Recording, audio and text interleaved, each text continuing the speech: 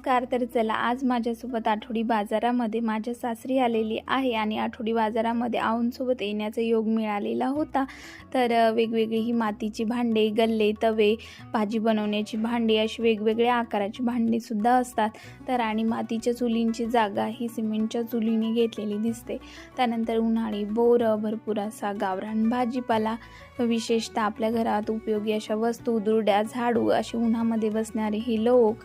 त्यानंतर बघा खरबूज, टरबूज सगळं काही आता बाजारामध्ये आलेलं होतं. आज लहानपणची सुद्धा आठवण झाली. शाळेच्या अवतीभोवती भरणारा हा बाजार, त्यातली बघितलेली गर्दी, छोटासा बाजार, त्या गर्दीमध्ये आपण हरवलेले, तसंच काहीसं माझं झालं होतं आज.